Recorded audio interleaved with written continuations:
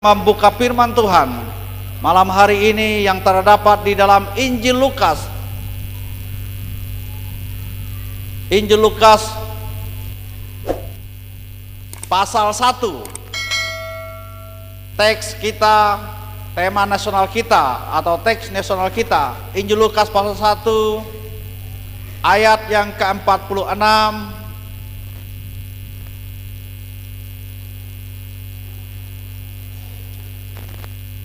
sampai 56, tapi saya hanya membaca beberapa ayat saja untuk kita supaya Bapak Ibu kita dapat melihatnya dengan baik. Nyanyian Pujian Maria pasal 1 ayat 46 Lukas. Lalu kata Maria, jiwaku memuliakan Tuhan dan hatiku bergembira karena Allah juru selamatku, sebab ia telah memperhatikan kerendahan hambanya. Mulai dari sekarang segala keturunan akan menyebut aku berbahagia, karena yang Maha Kuasa telah melakukan perbuatan-perbuatan besar kepadaku, dan kuduslah namanya. Demikianlah pembacaan firman Tuhan. Sub tema kita dari tema nasional yaitu jiwaku memuliakan Tuhan dan hatiku bergembira karena Allah juru selamatku. Itulah tema nasional kita. Tapi subnya malam hari ini saya akan memberi judul untuk kita, memuliakan Tuhan dan bergembira di tengah pergumulan hidup. Memuliakan Tuhan dan bergembira di tengah pergumulan hidup. Bapak Ibu sidang raya Natal yang dikasihi oleh Tuhan, ayat yang kita baca barusan adalah pujian Maria, yang dalam bahasa teologinya disebut dengan Magnificat, yaitu pujian yang memuliakan Tuhan. Itulah artinya, pujian yang memuliakan Tuhan. Kalau itu pujian di dalam Kristen pasti itu memuliakan Tuhan. Kalau menyanyi belum tentu itu memuliakan Tuhan, tapi kalau memuji, dia memuji Tuhan gitu. Karena banyak orang hanya sekedar menyanyi saja, tapi bukan memuji. Di dalam pujian itu tidak lain adalah mengajak kita untuk melihat karya-karya Tuhan di dalam hidup Maria. Dan tentu sekarang adalah di dalam hidup kita juga. Memang Bapak Ibu kasih dalam Tuhan, secara realita karya iblis berusaha mengimbangi karya Tuhan dalam hidup kita. Saya ulangi lagi, secara realita hidup kita ada karya Tuhan, tetapi karya-karya iblis berusaha juga untuk mengimbangi karya-karya Tuhan dalam hidup kita. Contoh, kelahiran Yesus Kristus adalah, bukankah itu adalah karya Allah yang maha mulia dan besar, yang dinantikan oleh ribuan umat manusia, jutaan bahkan ribuan tahun sejak Adam jatuh dalam dosa, sehingga terwujudlah dalam Natal itu. Sudah dinanti-nantikan ribuan tahun karya Allah itu. Ketika Allah menyatakan karyanya itu, lahirlah Yesus Kristus. Itulah karya Allah yang maha besar itu. Ketika dinyatakan, maka banyak yang merespon. Respon yang pertama adalah Maria itu sendiri. Dia berkata, responnya, jiwaku memuliakan Tuhan dan hatiku bergembira karena Allah juru selamatku. Itu respon Maria. Siapa lagi yang merespon? Respon yang lain adalah para malaikat. Dalam Injil Lukas pasal 2 ayat 14, malaikat berkata, kemuliaan bagi Allah di tempat yang maha tinggi, dan damai sejahtera di bumi di antara manusia yang berkenan kepadanya. Ini respon malaikat. Kalau orang-orang yang diperkenankan oleh Allah, maka orang-orang itulah yang memperoleh damai itu, sejahtera itu, damai dimilikinya. Kenapa? Allah berkenan kepadanya, maka ia beroleh damai hidupnya, walaupun keadaannya sederhana saja, tetapi ia bisa beroleh damai. Kenapa? Karena ia diperkenankan Allah. Malaikat yang berkata begitu. Kemuliaan bagi Allah di tempat yang maha tinggi, dan damai sejahtera di bumi. Itu bagi kita orang-orang percaya di antara manusia yang berkenan kepadanya. Jadi ukuran damai sejahtera itu jelas sekali, Tuhan berkenan atas kita. Itu para malaikat. Sekarang apalagi para gembala. Gembala berkata, mari sekarang kita pergi ke Bethlehem untuk melihat apa yang terjadi di sana. Ini respon para gembala, Kak. Mari kita pergi ke Bethlehem setelah malaikat menyatakan diri kepada mereka untuk melihat apa yang terjadi di sana. Lalu berikutnya orang Majus membawa emas, kemenyan, dan mur. Nah, itu respon atas karya Allah melalui Natal itu. Dan sekarang adalah Herodes. Herodes bagaimana berespon? Herodes berkata akan menyembah dia, namun kenyataannya dia berusaha membunuh Yesus. Itu kan respon. Ini hanya iblis saja yang bisa begitu, yang membunuh dengan memiliki sikap seperti itu. Jadi sekali lagi saya mau katakan lagi bahwa karya-karya Allah yang maha besar terjadi kepada umat manusia, tetapi jangan lupa kita hidup realistis saja. Di balik karya-karya Allah kepada kita ini ada juga karya-karya iblis yang berusaha mengimbangi karya-karya Allah dalam diri kita ini. Ini yang realistisnya hidup kita kan. Ada malaikat, ada Maria, ada orang Majus, ada para gembala, tetapi jangan lupa ada Herodes. Kalau kita melihat karya Allah dalam teks yang kita baca berita Natal itu, kan lebih banyak daripada karya iblis kan di waktu Natal itu. Lihatlah tadi, hanya Herodes saja, karya Allah kan banyak. Artinya dalam hidup kita yang percaya memang ada karya iblis, tetapi saya ulangi lagi, dalam hidup kita orang yang percaya kepada Tuhan Yesus Kristus memang ada karya iblis, tetapi dibandingkan karya Tuhan, karya iblis itu tidak ada apa-apanya. Ya.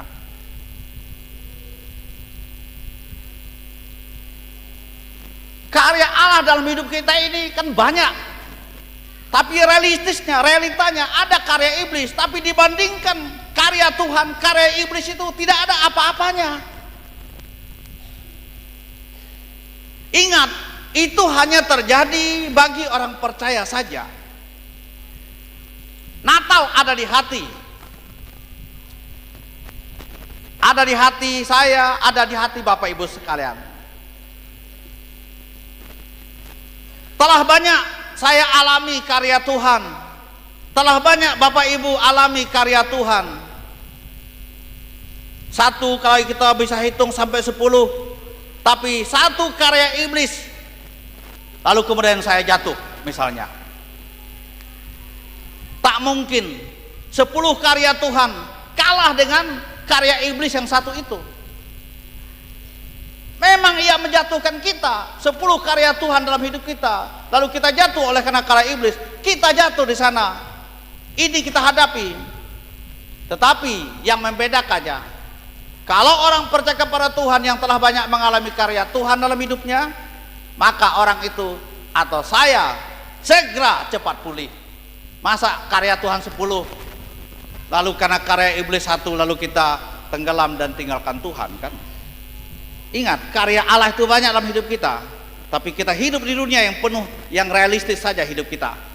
Kita akan diperhadapkan dengan karya-karya iblis yang mau mengimbangkan karya Tuhan.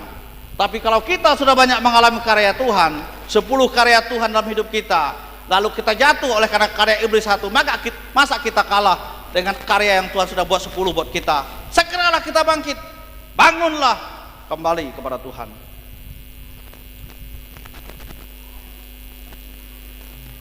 Sekarang mari kita perhatikan, mengapa kita memuliakan Tuhan dan bergembira di tengah pergumulan hidup. Ingat, saya mengatakan tadi mengapa pergumulan hidup? Karena itu kita hidup di tengah-tengah dunia yang realistis.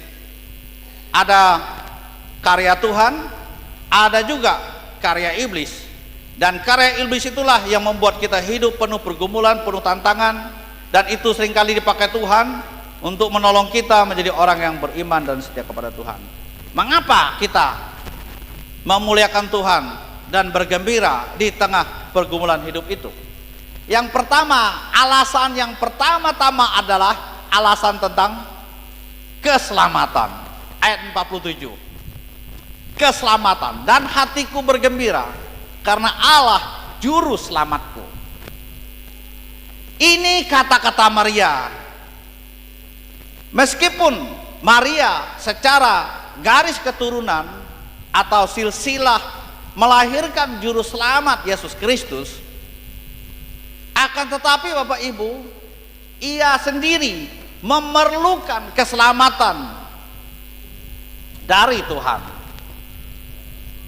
Orang Yahudi tahu persis bahwa keselamatan itu melalui Mesias yang akan datang. Mereka selalu menanti-nantikan itu sudah sejak zaman purbakala. Jelas, orang-orang yang hidup dalam zaman Alkitab selalu melihat sendiri segala akibat-akibat dari segala dosa dan segala pemberontakan terhadap Allah serta hukuman-hukuman yang mereka sudah alami. Dan itu, Bapak Ibu kasihan Tuhan, hanya dapat diselesaikan, dibereskan di dalam Yesus Kristus, juru selamat dunia. Sekarang kita hadir dalam ibadah malam Natal ini. Itu tidak lain adalah karena kita sudah tahu dengan persis bahwa saya sudah diselamatkan melalui Yesus Kristus. Yang seharusnya kita ini mati binasa, akan tetapi Bapak Ibu, sekarang kita diselamatkan. Kalau kita sudah sungguh-sungguh mengalami keselamatan yang dari Tuhan, apakah yang kita ragukan lagi dalam hidup kita gitu? Kalau betul-betul saya sudah mengalami keselamatan dari Tuhan itu, maka apakah lagi yang saya dapat ragukan dalam hidup kita ini? Mungkin kita tidak wah-wahnya dalam memproklamirkan keselamatan dari Tuhan dalam hidup kita. Akan tetapi Bapak Ibu, kita bisa melakukannya dengan memuliakan dan bergembira di dalam kepercayaan kita. Kita bisa memuliakan Tuhan walaupun di tempat-tempat yang orang tidak tahu kita sedang memuliakan Tuhan. Dan kita bergembira walaupun kita tidak wah-wahnya memegah-megahkan kegembiraan itu. Sebagai orang percaya kita bisa melakukannya itu dalam kehidupan kita sehari-hari. orang muda, orang tua, pria, wanita, kita bisa memuliakan Tuhan dalam hidup kita. Itulah pesannya Natal ini kepada Maria, dan Maria melakukan itu. Ia memuliakan Tuhan, jiwanya, kemudian hatinya gembira karena Allah itu menjadi juru selamat. Jadi, mengapa kita memuliakan Tuhan dan bergembira di tengah-tengah pergumulan?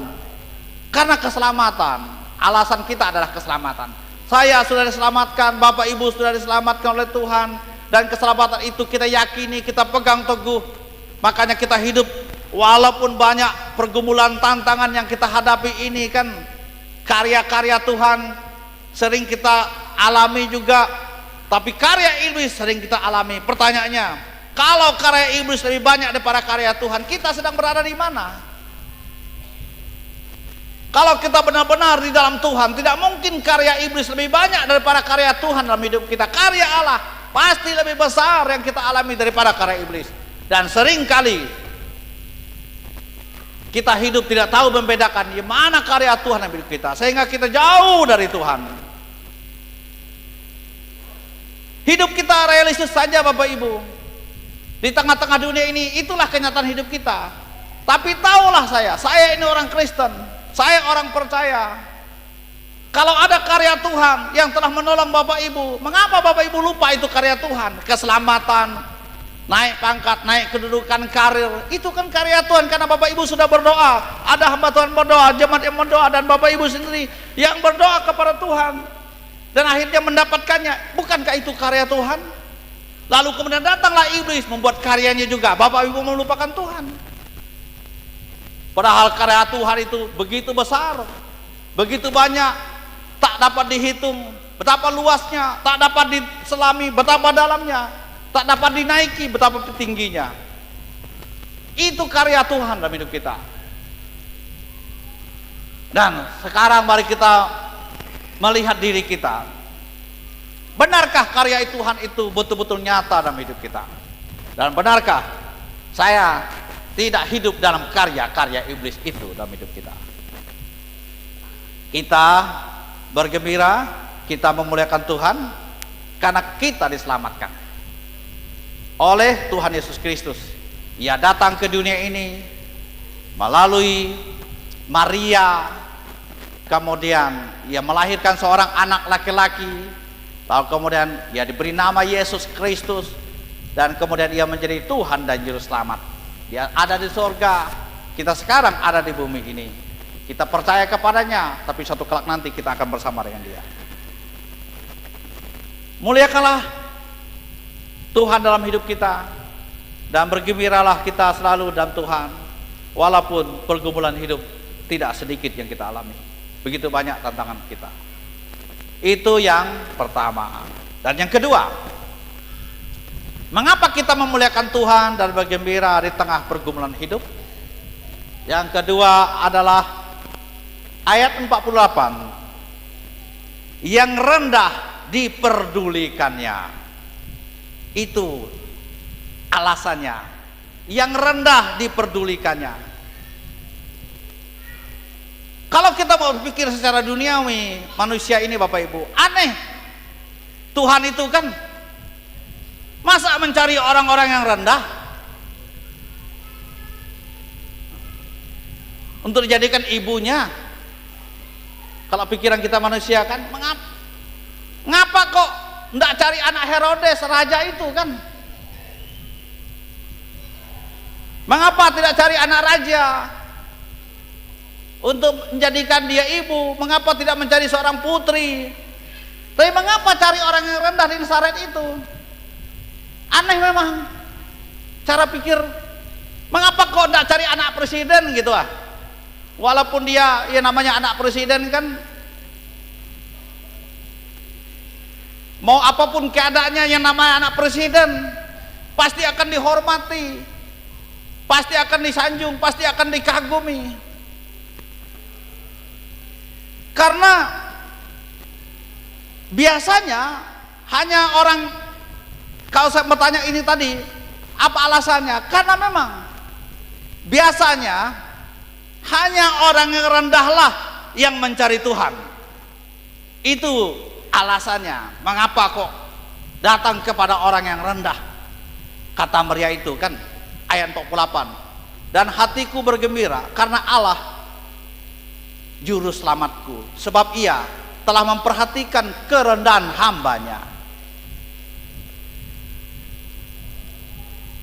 Mengapa kok datang kepada orang yang rendah? Sekali lagi saya bertanya, karena biasanya hanya orang yang rendah lah yang mencari Tuhan, sedangkan yang tinggi ia pikir tak perlu lagi karena dasarnya ia sudah tinggi, tidak perlu lagi Tuhan. Kitab suci berkata, sebab ia telah memperhatikan, sekali lagi, kerendahan hambanya.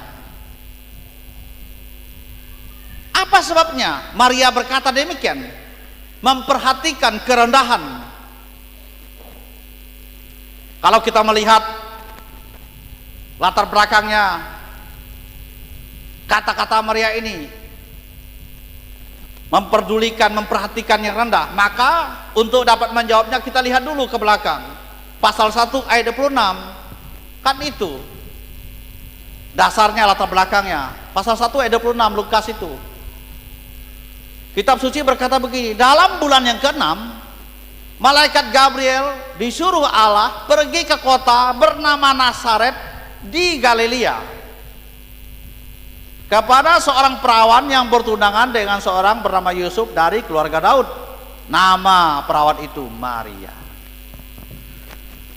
Jadi Allah menyuruh malaikat Gabriel itu pergi ke sebuah kota namanya Nazaret di Galilea, untuk supaya kita tahu keadaannya. Memang kalau Bapak Ibu bisa melihat ke sana. Sekarang begitu kita sampai di Israel, di Yerusalem, kita akan dibawa ke Nazaret. Sekarang kita tanya, mana Galilea? Bapak Ibu akan melihat rupanya itu di itu pantai Danau Galilea, Nazaret. Kalau Nazaret zaman sekarang, waduh, luar biasa indahnya, bersihnya.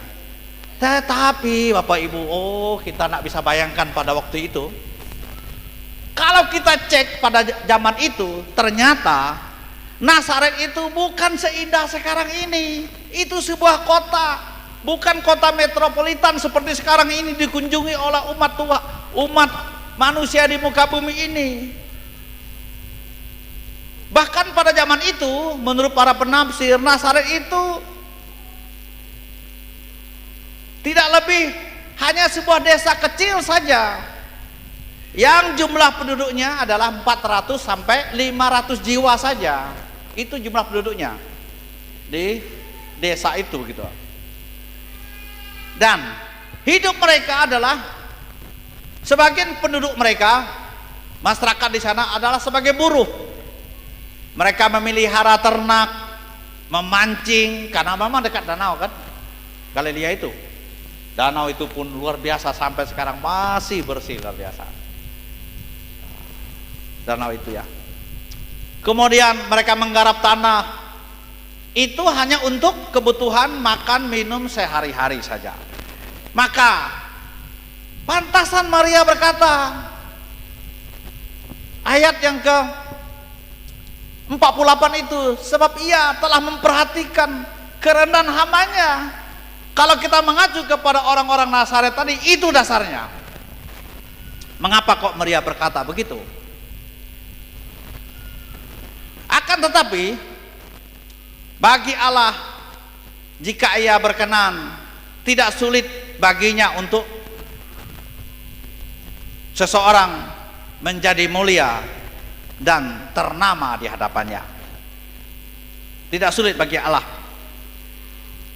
Jelas pernyataan Maria ini bukan tanpa sebab, tapi jelas juga bahwa Allah ingin menyatakan bahwa Maria dapat berkata bahwa ia yang rendah juga dapat diangkatnya juga.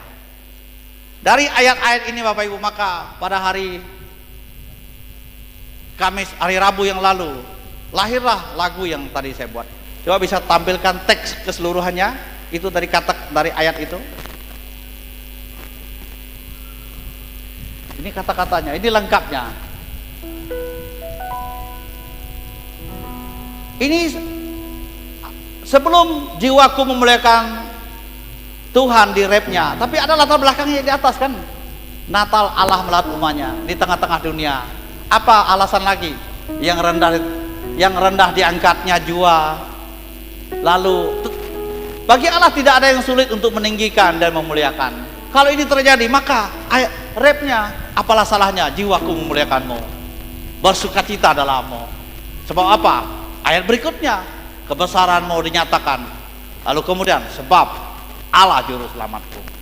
Nah, itu alur lagunya, ceritanya. Jadi betul-betul ini satu bahan dasar Alkitabiahnya. Kita coba kasih nada lagi.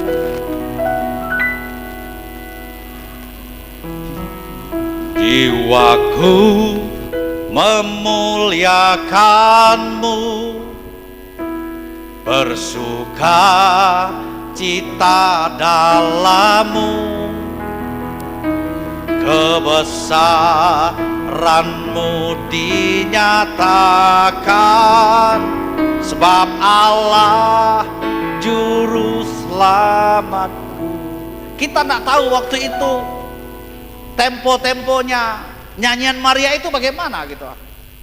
Tetapi kalau Maria pada saat itu bisa kita gambarkan kira-kira sekarang ini. Kalau saya merasakan seperti begitu, pantaslah Maria itu berkata, jiwaku memuliakan Tuhan, hatiku bergembira karena Allah juru. Rupanya ada latar belakangnya. Aku yang rendah diperhatikan katanya, dan aku yang rendah ditinggikan. Tidak sulit bagi Allah untuk meninggikan. Latar belakangnya tadi, karena dia berasal dari Nazaret. Tidak diceritakan orang tuanya pekerjaan apa, tetapi secara umum orang-orang Nazaret itu bekerja sebagai buruh. Maka pantas saya berkata, aku orang rendah. Tapi bagi Allah, dia mencari orang-orang yang rendah. Karena apa? Karena biasanya orang-orang yang rendah dan sederhana, yang mau mencari Tuhan dengan sungguh-sungguh. Kalau orang yang tinggi tidak perlu lagi cari Tuhan, karena dia tahu dirinya sudah terlalu tinggi. Maka sidang raya Natal, seberapa banyakkah kita yang hidup seperti Maria dan pada akhirnya berkata, saya yang rendah diangkatnya jua, saya yang rendah ditinggikannya jua, dan dimuliakan oleh Tuhan. Jikalau Allah berkenan atas hidup kita, maka tidak ada yang terlalu sulit bagi Dia untuk memperdulikan kita yang rendah ini. Tapi masihkah kita berkata, oh Tuhan, sayalah orang yang rendah di hadapan-Mu. Sebab itu aku berserah kepada Engkau. Ingatlah Bapak Ibu, kemarin sore saya menyampaikan firman Tuhan kepada kaum lansia. Saya masih ingat kata-kata saya menyampaikannya. Untuk mengikuti Tuhan, untuk kita berjumpa dengan Tuhan, lumayan sulitnya. Suatu kelak nanti, lumayan sulitnya untuk kita berjumpa dengan Tuhan, Bapak Ibu. Kalau kita mengacu kepada Simeon, mengacu kepada Hana, cerita Natal itu, waduh, lumayan sulitnya. Hana usianya 84 tahun, ditinggalkan oleh suaminya. Tapi kitab suci mencatat setiap hari dia berada di bait Allah dan dia mengadakan doa dan puasa. Maka pantaslah dia bisa bertemu dengan Tuhan. Jadi lumayan sulitnya kalau kita mau berjumpa dengan Tuhan. Mau bapak-bapak yang sudah usia lanjut, mau anak-anak muda yang sekarang kita tidak tahu kekuatan kita. Tetapi untuk kita menjadi, saya ubah kata-kata yang lain lagi, untuk menjadi orang Kristen, lumayan sulitnya kita gitu, untuk menjadi orang percaya ini. Ya, saya tidak tahu kalau orang menyederhanakan sekali kepercayaan Tuhan, di mana gereja, mana dia samakan gereja dengan hal-hal yang lain. Tapi bagi saya lumayan sulit untuk ikut Tuhan. Itu realistisnya. Kenapa? Saya harus mengekang perkataan-perkataan. Kata-kata yang boleh diucapkan apa supaya dari kata-kata ini bisa memuliakan Tuhan. Jadi tidak segampang kalau kita belajar kepada tokoh-tokoh Alkitab itu, tidak gampang betul. Kalau mau seperti Yusuf tidak gampang seperti Yusuf. Mau seperti Daniel tidak gampang. Lumayan sulitnya. Saya tidak tahu kalau Bapak Ibu katakan mudah sekali ikut Tuhan, tapi saya katakan untuk saya sendiri, saya berkata lumayan sulit. Karena saya harus ikuti apa yang dikatakan firman, bukan hanya sekedar saya berbicara. Karena saya harus berdoa setiap hari, itu lumayan sulit. Berdoa setengah jam, 45 menit, 1 jam itu lumayan sulit. Saya tidak tahu Bapak Ibu mungkin gampang saja, tapi bagi saya betapa sulitnya. Saya rasa saya ikut Tuhan, Tuhan aku tahu aku orang rendah. Satu kelak nanti aku rindu, kalau masa mudaku ini aku begitu mau bergiat mencari Tuhan, apalagi di masa tuaku nanti. Kalau masa muda ini aku bertekad untuk membaca firman-Mu, apalagi aku di masa tua, apa yang aku kerjakan lagi? Kan tak mungkin saya beladang lagi, tak mungkin saya bekerja jadi karyawan. Hidup menantikan Tuhan, aku akan berjumpa dengan Dia. Karena itu sesulit apapun akan kupersiapkan diriku untuk mengikuti Tuhan, akan kujumpai Dia. Karena itu persiapkan. Maka kemarin saya menyampaikan khotbah kepada Bapak lansia, saya tidak tahu kalau orang tua yang malas,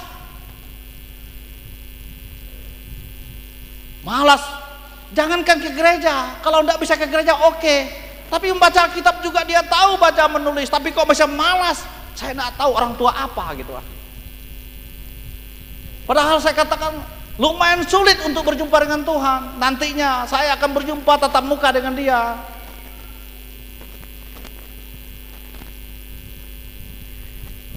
Anak-anak sudah berhasil, cucu tidak ada, apalagi yang kita mau kerjakan kita selain dari apa? Makanya saya katakan kemarin, anak-anak, hai anak-anak, cucu-cucu, kalau kita satu rumah dengan orang tua kita yang masih bisa awas matanya untuk baca, maka anak-anak, cucu menantunya ingatkan kepada orang tua, Pak, Ma, jadwal Bapak, Mama baca Alkitab. Ma, Pak, jadwal Bapak untuk berdoa, jangan, kami tidak akan mengganggu. Carilah tempat Pak, berdoalah. Itu dia. Jangan disuguhi, Ma, Pak, ini cucu jaga ya. Loh, orang tua kita yang harusnya jadwal dia berdoa, tapi dia menjaga cucu kita, anak kita. Beda pengasuh dengan menjaga, yang melihat Bapak Ibu. Kalau kita disuruh orang tua kita mengasuh, itu keliru. Padahal harusnya dia berdoa kepada Tuhan. Tapi kalau yang menjaga, melihat, itu beda. Seketika. Tapi saya mau katakan itu lagi sekali lagi, bahwa untuk ikut Tuhan lumayan sulitnya. Untuk menjadi percaya kepada Tuhan lumayan sulitnya. Kalau Maria dipilih oleh Tuhan, lumayan sulitnya. Dia harus menanggung semua yang harus ditanggung itu. Dan kalau Simeon akhirnya dalam usia 100 lebih tahun, lalu kemudian Yesus datang kepadanya, mengangkatkan, lalu mempersembahkan, berkata, ya Tuhan, dengan demikian aku bersuka cita dan bergembira. Aku siap pergi karena aku sudah melihat kemuliaan Tuhan, penyelamat Israel datang kepadaku. Artinya dalam masa hidupnya tidak memandang tua atau muda pun kita, tapi kalau masalah ikut Tuhan lumayan sulitnya. Nah, marilah kita sebagai orang percaya kepada Tuhan, bukan hanya kita merayakan Natal seperti begini, tapi kita konsekuensinya sebagai orang percaya, betul-betullah kita menjadi orang Kristen yang sejati-jatinya. Bagaimana Kristen itu yang sebenar-benarnya kita harus berbeda dari cara hidup orang dunia lagi.